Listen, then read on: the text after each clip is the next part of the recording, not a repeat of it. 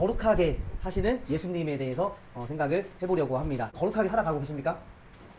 거룩하게 어떻게 다 거룩하게 살아가는 그리스도인들입니다. 우리가 거룩하게 살아야 한다고 했을 때, 거룩한 사람이라고 했을 때는요, 어떤 얼굴이 여러분 금방 떠오르세요? 완벽한 죄도 짓지 않고 흠도 없는, 실수 한 번도 하지 않고 그렇게 살아가는 사람들.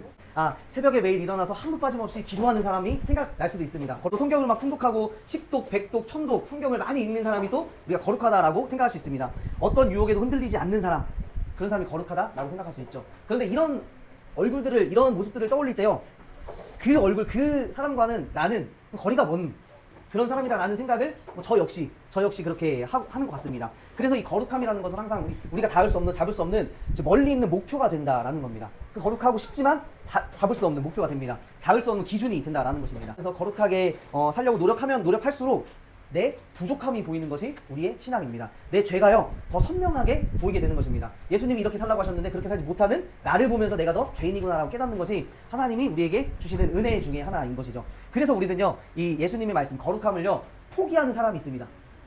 내가 어떻게 거룩하게 살아? 그냥 거룩함 포기하고 살아가거나 아니면 거룩한 척하며 살아가기도 한다라는 거예요. 하나님께서 그 일곱째 날을 복되게 하사 거룩하게 하셨다라고 말씀을 하십니다. 거룩하게 하셨다. 이 거룩하게 하셨다라는 것은요, 우리가 생각하는 거룩과는 좀 거리가 먼데요, 따로 구별해서 떼어놓다라는 말입니다. 그러니까 하나님께서 일곱째 날을 따로 구별해서 떼어놓으셨다라는 그 말씀입니다. 그러니까 앞에 있는 여섯째 날과 같은 창조의 날이지만 일곱째 날은 어떻게 하신 거예요? 따로 떼어서 뭔가 특별하게 구별하여서 떼어놓은 날이 바로 이 거룩한 일곱째 날이다라는 겁니다. 그래서 거룩함의 핵심은요, 세상과 분리되는 것이 아니라 세상에서 우리가 다 같은 인생을 살아가지만 하나님의 말씀대로 살아가는 것, 다른 목적을 가지고 살아가는 사람들이 거룩한 백성, 하나님의 자녀들이라는 것을 우리가 오늘 말씀을 통해 기억해야 할 줄로 믿습니다. 구약성경 말씀에 보면요, 하나님께서 이스라엘 백성들에게 계속해서 거듭해서 말씀하시는 말씀이 있는데요, 이런 말씀을 하십니다. 내가 거룩하니 너희도 거룩하라. 하나님께서 계속 말씀하십니다. 이 말씀 하나님의 명령이기도 하지만요, 이 말씀은 내가 어떤 존재니까 너희도 어떻게 살아야 한다, 그렇게 말씀을 하는 겁니다. 하나님, 나는 이런 존재, 거룩한 존재이니 너희도 거룩하라. 이 말씀은 너희도 어떻게 창조되었다라는 말씀입니까? 거룩하게 살아야 할, 그렇게 창조되었다라는 말씀입니다. 이 말씀 너무 유명한 말씀이죠. 하나님 우리를 거룩한 백성, 제사장 나라 삼으셨는데, 하나님께서 이 거룩한 백성을 삼으셨다라는 것은요, 하나님과 이스라엘, 하나님과 인간이요 어떤 단어로 묶여있다라고 성경에서 말씀하냐면 거룩함이라는 단어로 우리가 하나님과 묶여있다라는 겁니다. 그래서 거룩한 하나님과 함께하기 위해서는요, 우리가 어떤 상태에 머물러 있어야 합니까? 거룩한 상태에 머물러 있어야 한다라는 겁니다. 근데 우리가 생각하는 도덕적으로 어떤 순결하고 내가 어떤 거룩하게 살려고 노력하고 죄를 하나도 짓지 않아서 거룩하신 하나님과 함께하는 것이 아니라, 성경에서는 거룩하신 하나님 앞에 우리가 나아갈 때 우리도 거룩해진다라고 성경에서 말씀합니다. 이 거룩하신 하나님이요, 예수님 안에서 그대로 드러나는데요, 예수님이 공생의 기간 동안 구별되어 사셨습니다. 귀신이 한 말입니다. 사탄이 한 말입니다. 이 가버나움 회당에요, 귀신 들린 사람이 있었어요. 근데 많은 사람들이 있었는데 예수님 누군지 모릅니다. 근데요, 그 귀신 사탄이요, 나사렛 예수요, 당신이 나와 무슨 상관이 있나이까? 내가 당신을 하나님의 거룩한 자인지 나는 압니다라고. 사탄, 영적인 존재가요, 예수님을 알아보는 겁니다. 하나님의 거룩한 자. 그래서 예수님이 하나님의 거룩한 자, 이것이 예수님의 정체성이었다라는 것을 이 사탄이 지금 알려주고 있는 겁니다. 예수님의 어떤 이 윤리적인 모습, 흠이 없었던 그 모습을 보면서 귀신이 두려워했던 것이 아니었습니다. 성경 말씀을 보면요, 귀신이 왜 두려워했냐? 예수님이 하나님의 거룩한 자였기 때문에 두려워했다는 거예요. 근데 하나님의 거룩한 자였다는 건 하나님께 완전히 속해 있었다는 말입니다. 예수님은 하나님 그 자체였습니다. 그래서 이 거룩한 예수님, 그분은요, 완전히 구별된 존재로서 완전히 다른 차원에서 오신 분이라는 것을 귀신은 본능적으로 알고 있었다라는 것이에요. 그래서 이 거룩함의 본질은요, 우리가 무엇을 잘하고 성경을 많이 읽고 기도를 많이 하고 또 구제를 많이 하고 봉사를 많이 하고 그런 것이 아니라 하나님께 속함이 바로 거룩함인 줄 믿습니다. 하나님의 안에 있을 때요, 저와 여러분들도요, 성경 말씀에 보면요, 거룩한 옷을 갈아입는다, 그렇게 말씀을 합니다.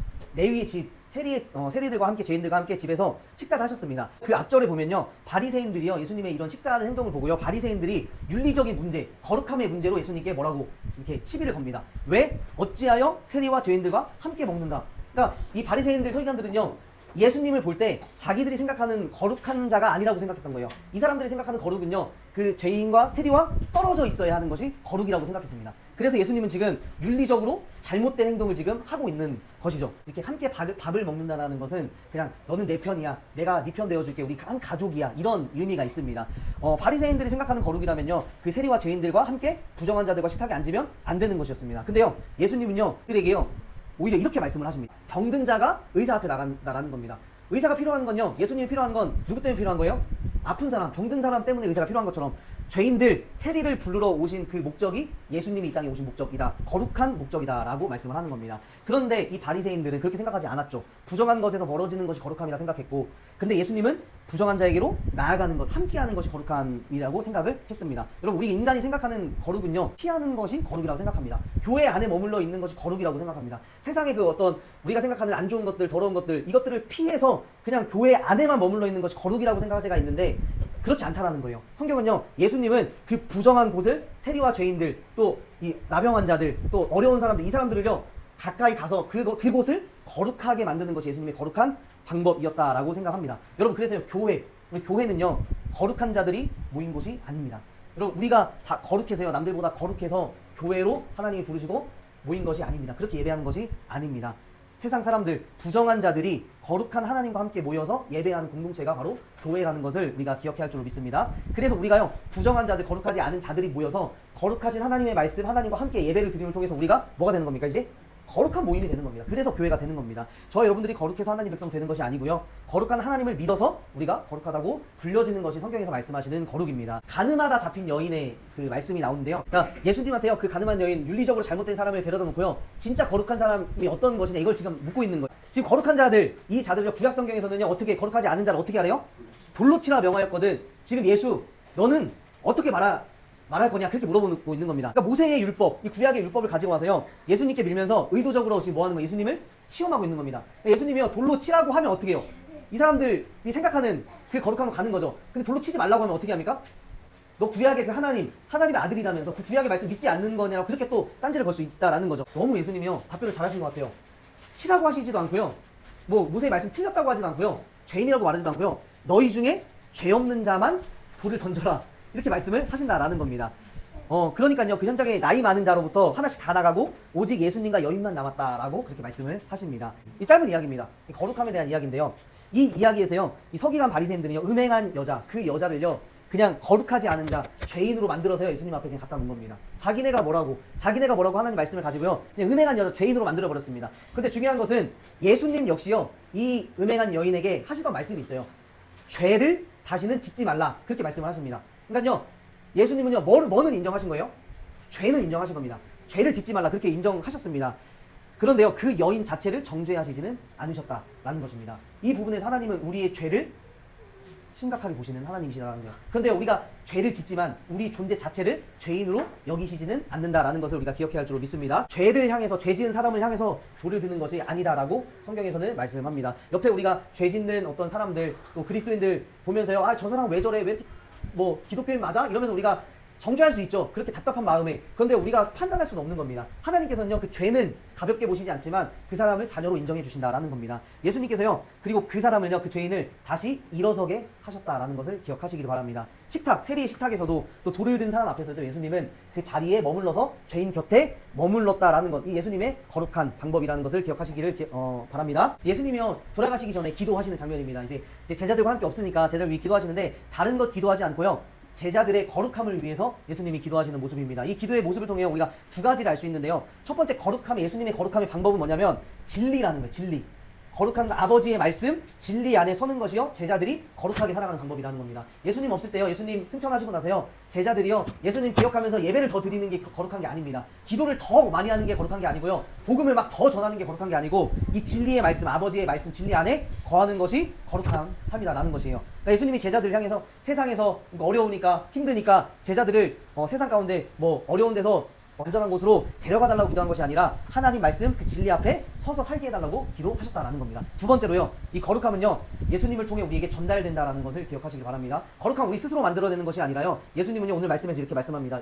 또 그들을 위하여 내가 나를 거룩하게 했다. 제자들을 위해서요, 내가 나를 거룩하게 했다라고 말씀합니다. 그러니까 우리가 거룩해지는 것은요, 주님께서 우리를 거룩하게 하시기 위해 주님 자신을 거룩하게 하심으로 우리가 거룩을 얻었다라고 말씀을 하는 것을 기억하시길 바랍니다. 그래서 우리도 세상 가운데요, 예수님 말씀처럼 거룩한 삶으로 살아가야 하는데, 로마서 12장 1절 2절 말씀 우리에게요, 이렇게 말씀을 해줍니다. 두 가지 아주 중요한 말씀이 있습니다. 첫 번째는요, 우리의 몸을 거룩한 산 제물로 드리라 라는 말씀입니다. 두 번째는요, 이 세대를 본받지 말라. 이 두 가지가 거룩함에 걸리는 말씀입니다. 그러니까 거룩함은요, 세상을 떠나는 것이 아니라 세상 안에서 세상의 방식을 본받지 않는 겁니다. 우리가 세상 가운데 살아가면서 세상 사람들이 사업하는 대로 사업하지 않는 게 거룩한 삶입니다. 세상 사람들이요, 세상의 청년들이 취업하는 그대로 취업하는 게 청년의 거룩함이 아니다라는 겁니다. 목회자도 마찬가지입니다. 세상의 어떤 트렌드나 방식을 따라서 목회하는 것이 거룩한 목회 방법이 아니다라는 것을 성경은 우리에게 말씀하셨습니다. 예수님이 세리랑 같이 밥 먹으셨지만요, 세리처럼 사셨을까요? 그렇지 않으셨죠. 세리를 받아들이되 예수님은 예수님의 방식을 사셨습니다. 세상 안에 있지만 세상과 다른 방식으로 살아갈 수 있는 것이 거룩한 산 제물의 삶인 줄로 믿습니다. 산 제물이라는 말이 중요한데요, 구약 성경에 보면요, 제물은 살아있습니까? 죽어있습니까? 제단 위에 제물을 드리대요. 살아있는 것을 드립니까? 죽어있는 것을 드립니까? 죽어있는 것을 드리잖아요. 제사장이요, 목을 따고요, 표현이 그런데 진짜 각을 떠서 그렇게 죽은 것을 제물로 태워서 하나님께 드립니다. 근데요, 바울이 뭐라고 얘기냐면 그 제단 위에요, 죽은 것을 드리는 게 아니라 너희는 살아있는 산 제물을 올려드리라고 말씀을 합니다. 그러니까요, 여러분들의 직장에서, 가정에서, 관계에서 모든 그 자리가 제단이라는 사실을 기억하시기 바랍니다. 그 제단, 그 모든 상황들 가운데 누구를 올려놓는 거예요? 죽은 나를 올려놓는 겁니까?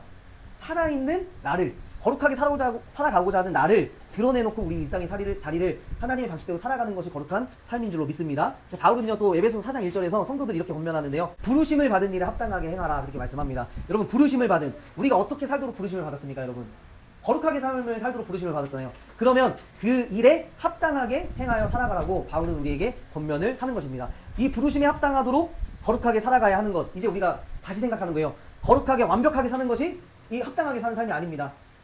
예배 한 주도 빠지지 않고 매일 읽어야 하고 매일 기도해야 되고, 그게 아니라요, 그것도 맞아요. 그렇게 하면서 우리가 하나님께 속해 있으면 하나님께 합당하게 사는 삶이죠. 그러니까 하나님께 속한 사람답게 사는 것이 우리가 하나님의 부르심에 합당하게 하는 삶인 줄로 믿습니다. 마지막으로 베드로전서 2장 9절 더 선명하게 우리에게 이렇게 말씀을 하십니다. 출애굽기 19장 6절 말씀 그대로를 우리가 이어받았습니다. 제사장 나라이고 거룩한 백성, 하나님이 주셨던 거룩한 정체성을 예수님이 지금 누구에게 주시는 거예요? 우리에게 주신다라는 것입니다.